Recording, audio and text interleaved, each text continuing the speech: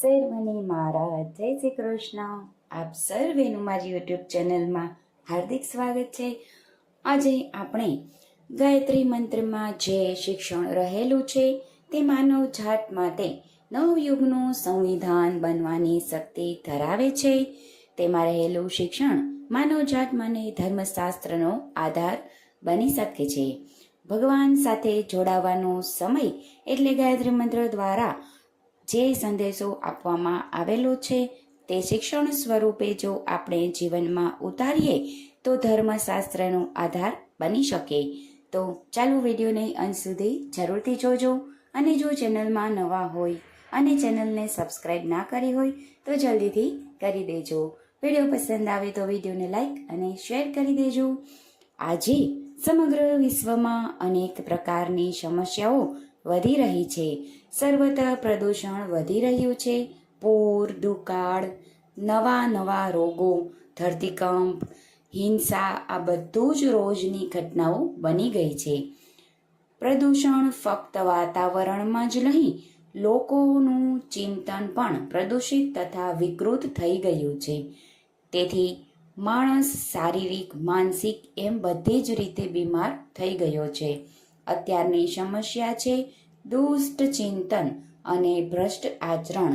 લોકોનું ચિંતન તદ્દન નિમ્ન બની ગયું છે. આજે માનવજાત વિષમતાપૂર્વક પરિસ્થિતિનો સામનો કરી રહી છે અને વિનાશ તરફ જઈ રહી છે. આજે દુનિયામાં પરમાણુ શસ્ત્રોના ઢગલા ઠવાયેલા છે. દુષ્ટ લોકો માથાભારે થઈ રહ્યા છે. ચારે બાજુએ જૂથબંધી તથા અલગતાવાદની આગ લાગેલી છે. શ્રી આચાર્યએ કહ્યું છે કે અત્યારનો સમય વિકરાળ પણ છે અને સૌભાગ્યનું દ્વાર પણ છે. વિકરાળ એટલા માટે છે કે આજે પરિસ્થિતિ અત્યંત પડકાર ભરેલી છે. આટલી ખરાબ પરિસ્થિતિ પહેલા કદાચ ક્યારેય નહીં રહી હોય. બીજી બાજુ અત્યારનો સમય સૌભાગ્યશાળી એટલા માટે છે કે આપણી પાસે અત્યારે એક શ્રેષ્ઠ અવસર આવ્યો છે. નવયુગનું નિર્માણ કરવા માટે જે જાગ્રત આત્માઓ ભગવાનના કાર્યમાં સાથ આપવા માટે તૈયાર થઈ હોય તે સાચા અર્થમાં અત્યંત ભાગ્યશાળી ગણાશે.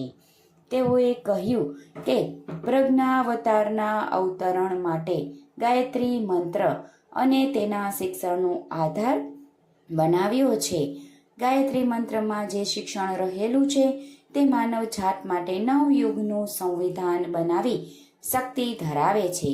જો એના મર્મને સમજી લેવામાં આવે તો એમાં રહેલું શિક્ષણ માનવ જાત માટે ધર્મશાસ્ત્રનો આધાર બની શકે છે.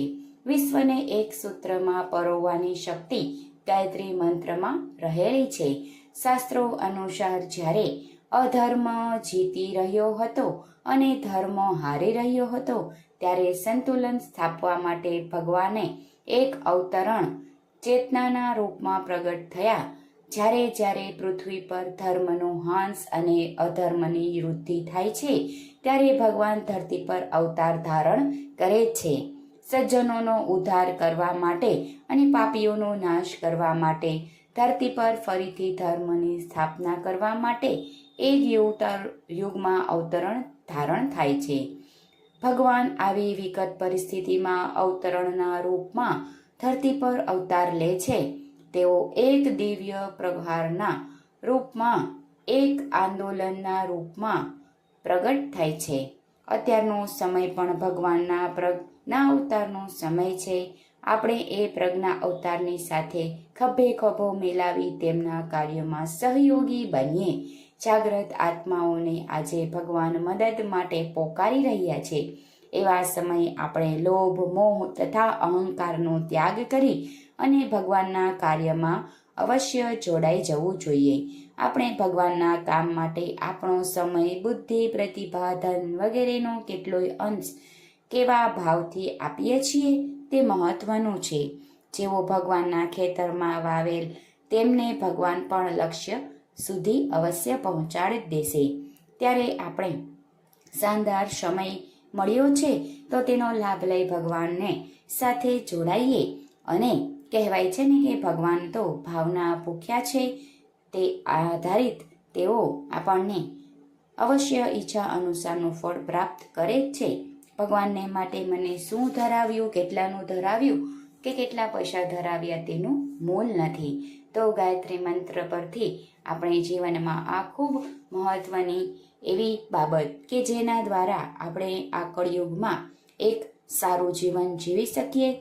અને ગાયત્રી મંત્રનો પાઠ જો નિત્ય કરવામાં આવે 108 માળાનો, તો આપણો જીવ એમનામ જ ઉદ્ધાર પામી જશે. ઓમ ભૂર્ભુવસ્વઃ તત્સવિતુર્વરેણ્યમ ભર્ગો દેવસ્ય ધીમહિ ધિયો યો નઃ પ્રચોદયાત. ઓમ ભૂર્ભુવસ્વઃ તત્સવિતુર્વરેણ્યમ ભર્ગો દેવસ્ય ધીમહિ ધિયો યો નઃ પ્રચોદયાત.